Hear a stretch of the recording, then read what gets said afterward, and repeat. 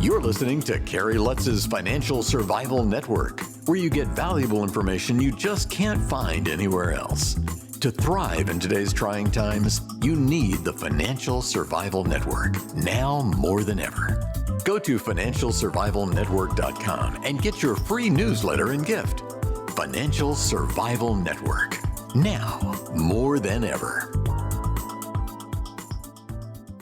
Welcome. You are listening to watching the Financial Survival Network. I'm Kerry Lutz, and well, it's mid-January now. John Rubino is back with us.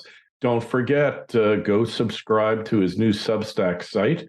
It is, John, tell us what it is. It's rubino.substack.com. Thanks, Kerry. Good to get the plug out up front. Yeah. And we'll have the link to it in the show notes on the interview, as well as we'll pin it as the first comment on YouTube, so you can get over to John and subscribe. And if you want to contribute, that's great too. But hey, this retirement thing is looking pretty good, John, and the way things are going in the world now, you're going to have to find something else to do, huh? Well, it's hard not to want to say stuff about this world because this is such a crazy place, getting crazier all the time, and so having a Substack newsletter is a really nice way to do that, because Substack handles all the background stuff, all the subscriptions and all the other details, and you just sit down there and write. So I see why it's getting popular, because it's easy. And I should add one more thing: the newsletter that I'm writing now is free. And eventually it'll go partially behind a paywall. But right now, whatever I'm posting for free there. All right. That's excellent. And we're excited for you there, John. And well, let's get to the news here. What pray tell is going on here? Well, we got some gold news, which is always nice, right? Ghana, an African country, is now buying oil with gold. And Russia and Iran are looking at setting up their own gold-backed stablecoin. So gold is beginning to be used as money again, which that's really the important point of this. And I suspect that this is just the beginning of a lot of other people experimenting in various ways, using gold to buy stuff, because that way the money that you're holding in reserve, in other words, your gold, does not depreciate meaningfully the way fiat currencies do. So while you're waiting to pay for things, the money that you're eventually going to use gets a little more valuable in fiat currency terms. So it's a good cash management system or strategy, and it's a way to avoid using currencies that are being used by their managers as weapons. A lot of people just don't want to use U.S. dollars anymore, because the U.S. dollar is a weapon of the U.S. government, and that's annoying and/or terrifying a lot of people in the world. So it's not a surprise to see, some people using gold, some people trying Bitcoin, things like that. So there is it's a trickle right now, but it could turn into a much more serious migration out of the big fiat currencies and into alternatives. And that's great for gold and silver. Hey, and can't come a moment too soon with the instability that's taking place here. It's really kind of shocking here. Well, the world is unstable and becoming more so. We always expected that, and it took 10 years longer than it was supposed to. But now, there's just an awful lot going on that points towards more instability. Like, there's a decent chance we're already in a recession right now, and if not, we're headed into one. You look at the money supply that is shrinking now, which it hardly ever does. I'm posting a thing later today that'll have charts for all of this. And the charts are really compelling. Like the chart of the M2 money supply shows steady increases for the last 30 or 40 years, and now a decrease for the first time. So, if you assume the global financial system is a Ponzi scheme, which it is, which means it needs more cash coming in continuously in order to avoid imploding, then the cash isn't coming in anymore. The spigot is apparently off. M2 is shrinking, and we'll see what that does to all the over-leveraged entities that are out there. But I think 2023 is a year of instability, and we are just seeing the beginning of it now. It's going to get a lot worse before the Fed feels compelled to capitulate and start easing again. So that might be like a mid-year thing, but it's coming. Crisis, then capitulation. That's the story of 2023. Crisis and capitulation has a nice ring to it, John. All right. So what does this mean to Joe Sixpack and Steve Chardonnay here? What are they supposed to be doing here? Because you and I have our own views, but you got to do something, right? Well, they should be worrying because basically a slowing economy, which will be accompanied by plunging consumer spending and plunging corporate profits, means lower stock prices. So, if you've got money at risk in the stock market, you might want to think that through because, in previous downturns, the final bottom in the stock market came a lot later than we are now in our cycle. So we could easily see one more big leg down as people realize that, at some point the Fed might stop raising interest rates, but they've already raised interest rates to debilitating levels. So until they cut rates, we're in bad shape. And that's a realization that'll come pretty soon. The Fed is going to raise rates again, and then they're going to raise rates a little bit less, and then they're going to stop raising rates, and they're going to draw it out. Right? Yeah, we'll get this massive relief rally somewhere in there, and then people will think that through and realize that that's not the good news. The good news is massive cuts, and we aren't seeing that yet. So, bad numbers leading to more bad numbers is what's coming, I think. And as for the bond market, that's a tougher one because we've already got a dramatically inverted yield curve. And that's usually a sign that the bond market is predicting slower growth and lower interest rates, which would be good for holders of, say, 30-year treasuries or something like that. So we might see a decoupling of stocks and bonds where they both underperformed last year, but now it might be stocks that underperform and bonds that hold their own this time around. No guarantees there, but that could be what happens. Yeah, my gut feel is they're playing this game like, it's like a rebel without a cause. Remember James Dean? And they're both racing towards the cliff, and he jumps out just before the car goes over, but the other guy gets stuck and he goes down with the car. Or maybe like a little Thelma and Louise sequel here, like after the car crashes and somehow Thelma and Louise miraculously survive, right? That's the kind of game they're playing. It is. The Fed feels compelled to raise interest rates and shrink the money supply going forward because inflation was so traumatic in 2022. The financial markets are looking forward to that capitulation. So they're not tanking, they're holding up pretty well, which will force the Fed to tighten longer and harder. So yes, it's a game of chicken. One or the other is going to blink at some point because they see a disaster coming. But I wouldn't want to bet on the stock market winning that game of chicken. I think they're the losers this time around. All right. Well, but all of this is kind of depends on what happens in Ukraine, right?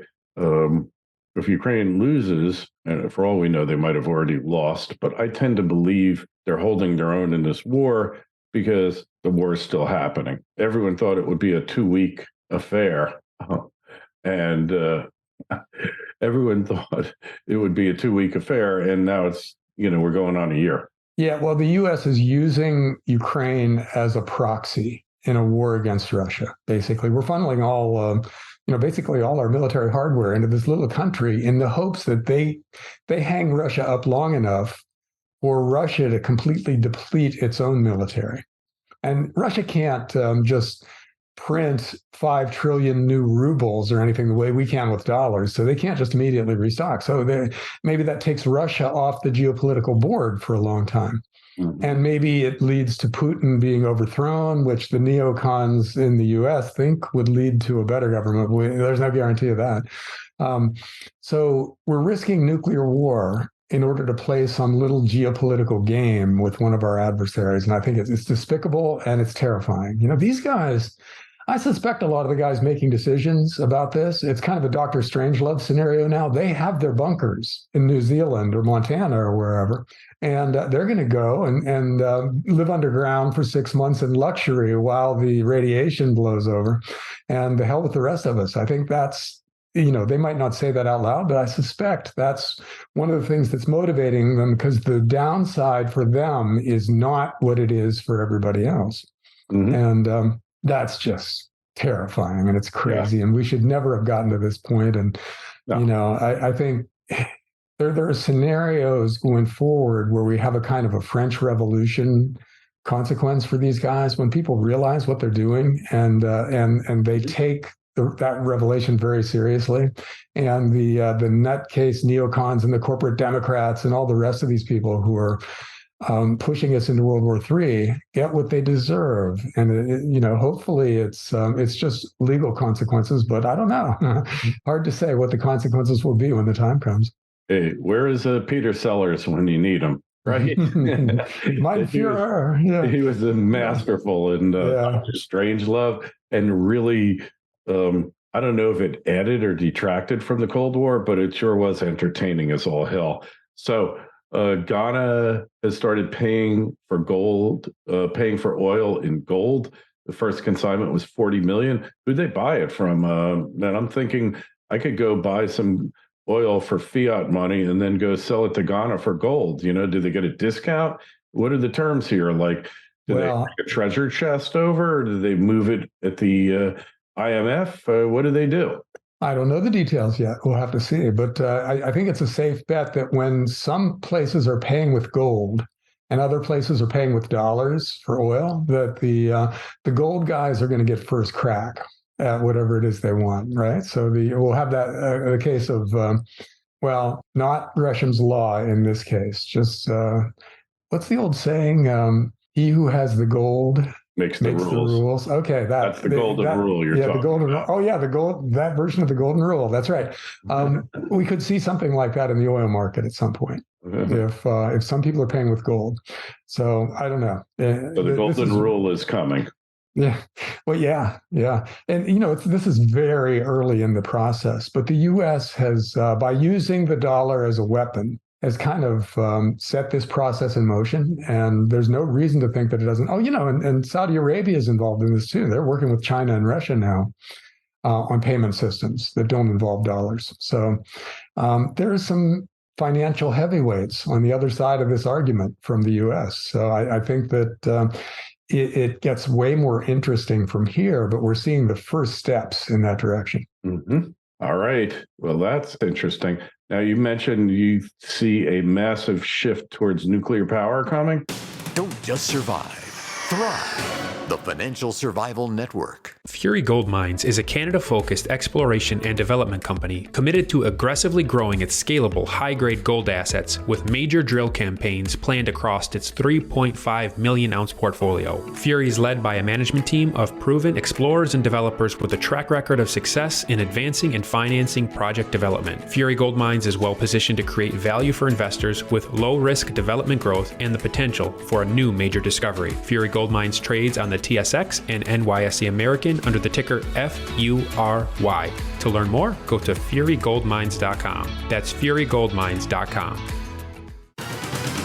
This is the Financial Survival Network, the information you need to thrive now more than ever.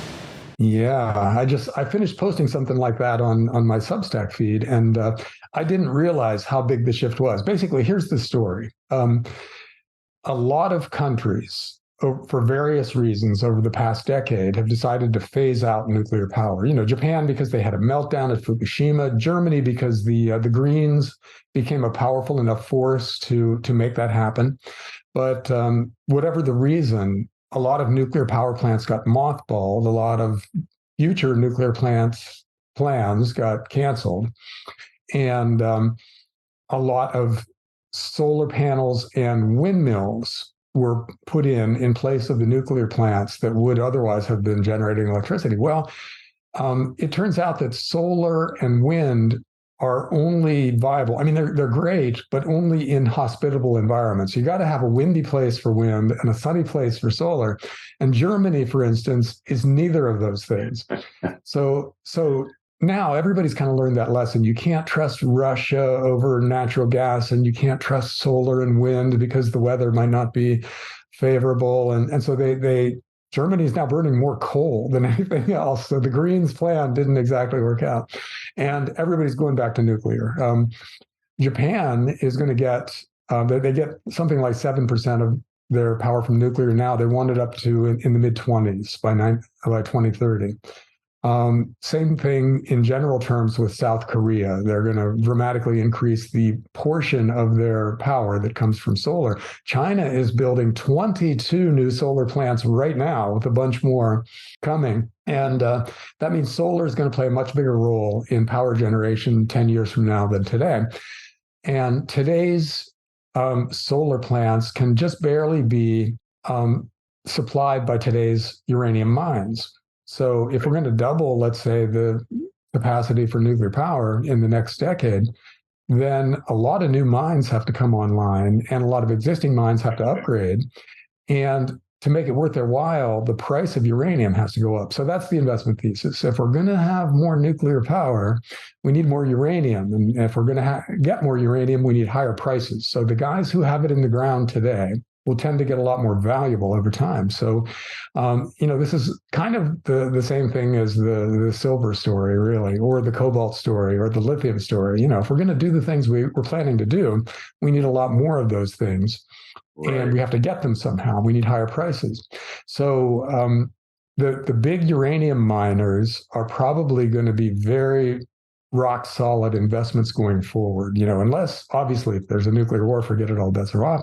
And if there's a big meltdown of another nuclear plant, that also is a speed bump for the trend towards nuclear. But leaving those two things out of the mix, nuclear and by implication uranium look like really good investments going forward. I totally agree with you. I've been a big bull on uranium for a while, but I knew it was going to go higher. Didn't know when. Sprott pulled their little stunt last year with the uranium ETF, and that just sent it off to the moon. One of my closest Starbucks buddies is an engineer who worked for the largest builder of public nuclear utility facilities, all different types. He's an expert. The costs of the new nuclear technology and the concept that it's modular and all this are overstated. You can't just plop one down and plug it into the grid and it works. The cost per kilowatt hour is enormous. So we might have just backed ourselves into a corner where we got to go back in a big way to nat gas. I don't know that there really is an alternative to nat gas, because these nuclear power plants, they're building one in Georgia now. I think it's like prohibitively expensive, but maybe they'll pull a rabbit out of a hat and maybe they will make it really modular. And then you can kind of prefab them like you do like a nuclear aircraft carrier, and you just kind of march it in, drop it down, put a pad there, put a shield around it, plug it in, and it works. I don't know. Hey, but look. Kerry, a couple things about that. One is that, when nuclear plants are incredibly expensive and they have cost overruns and stuff, that's usually a regulatory thing. So that's addressable if there's the political will. And a lot of coal-fired plants are actually, turns out, pretty good sites for nuclear plants. So we kind of already have the land. By water. Yeah. So it's a transition that might even capture the imagination of the environmental lobby, right? If we're getting rid of coal plants, then replacing them with nuclear plants might seem like a plus, a win-win, even though nuclear is not their favorite power source. Right. So, and those modular things, yeah, they're interesting. They're untested yet. We don't have them all out there all over the place. But the idea that you can just truck one in anticipation of a big storm. So if the grid goes down, you've got extra power right there waiting. And, there's stuff that you can do with those things that are really appealing. that kind of flexibility. So we'll see. But I think, the places where it's easy to build nuclear plants are going to do it. And that's going to lead to a lot of new demand for uranium, everything else being equal. For sure. I totally agree. It's just the case might be overstated a little bit. It's not quite as simple as it sounds. But for sure, nuclear is efficient. It lasts a long time. All of these plants out there have like 20-year lives, and they're out there 40 and 50 years. And only an idiot like the former governor of New York State would actually go and shut these plants down. Their efficacy, their safety has been demonstrated over time, and we don't really have anything better. But on the other hand, there's this thing, the Tesla megapacks and things like that, where they actually store up the electricity. So when you have the blip in the grid, it can feed it back to the grid. Or you store up, battery technology basically is proving to be cost effective and might well also figure into this equation here. One thing about a nuclear power plant is once you start it up, it's always to be avoided to shut it down. You don't want to shut it down. It's a very complicated procedure, and then you have to bring it back up. So the actual efficiency rate of nuclear power plants, they're on the grid more than any other power plants, more reliable, all those things. All right, so it's going to be interesting to see. So what about this change that they're proposing so that the CPI will lower the inflation rate and screw the retirees yet again? Yeah, so the government is obviously, they're always out there trying to help us, and you got to admire them for that. Sorry, I'm choking on that, but the latest thing they're doing to help us is they're going to change the way they calculate the inflation rate. And instead of using the prior 2 years as the base, they're going to use the prior year, which means last year was massively inflationary. So this year is going to look, if you just use last year as your baseline, next year's inflation rate will look a lot lower, and that'll help us all. There will be lower inflation. That's one way to do it, right? Yeah. So what genius came up with this? And the Bureau of Labor Statistics, who are the guys who brought us hedonic adjustment and substitution and all the other ways that inflation is adjusted in ways which we can't measure, but it comes in lower. Surprise, surprise. It comes in more favorable for the government thanks to all these adjustments. Yeah, and you're right. That screws Social Security recipients because their cost of living increase will be less than it would have otherwise if official inflation is lower. So billions of dollars every year. And remember, that's just in time for the presidential election. So the incumbents will be able to say, we brought inflation down from 9% to 2% when, measured by, say, 1980 metrics, inflation would be 9 or 10% again, but it's a really good campaign slogan. That's great.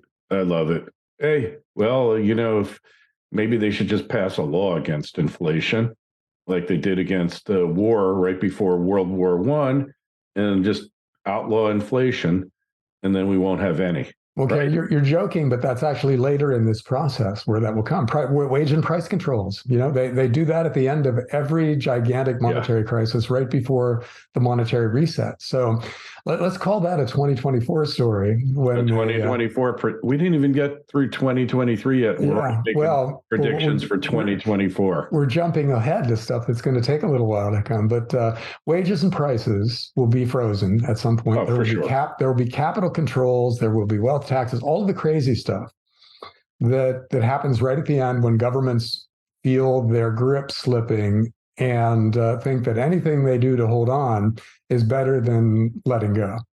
And so that's... I not agree with you more. Yeah. And I called it 2 years ago. This would be coming. Or last year I called for wage and price controls. Mm-hmm. They're definitely coming. In the meantime, we got the Davos confab going on. But Schwab and Soros pulled out, I think, because it's getting so much heat and so much attention they just went underground. I don't think they really pulled out, Or they might have taken some kind of a medical treatment that has some side effects, especially on older people. Blood, you think? Could be that one. It could be, another medical treatment that's common today that has some side effects. Yeah, you never know.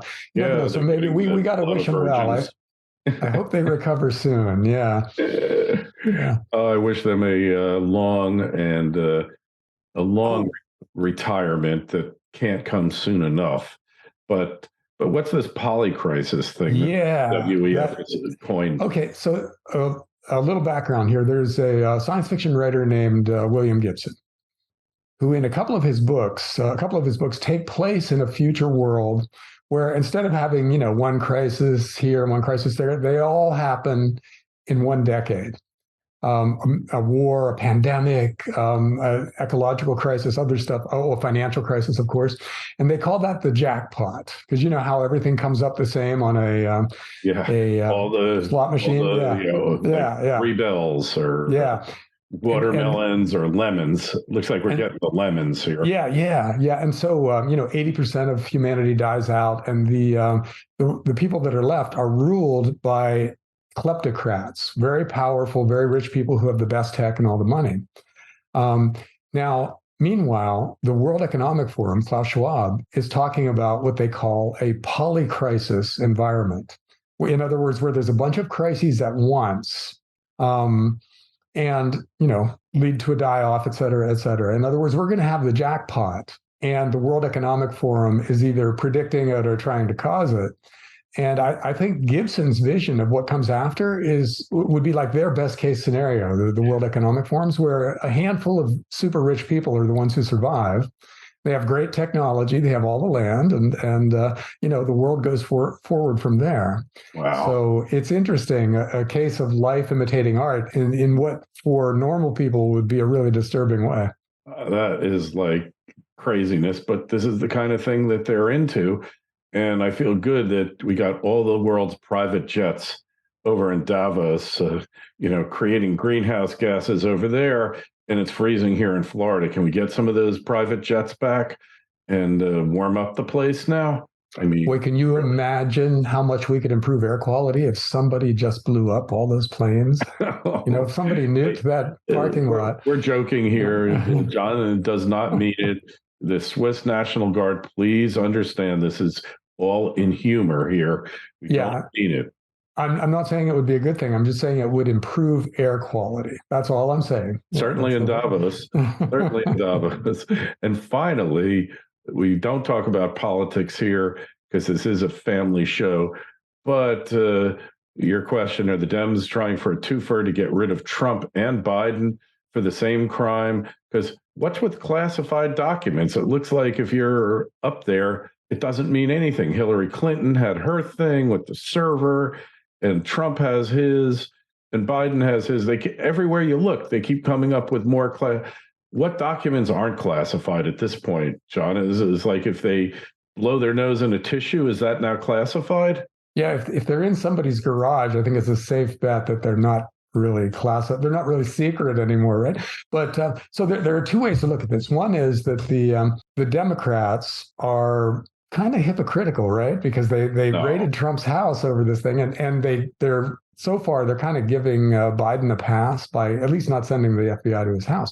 Or the Democrats are very smart political operators because they see a chance to get rid of Biden and Trump on the same issue while looking like they have moral consistency. They're applying the same law equally to two different people in different parties.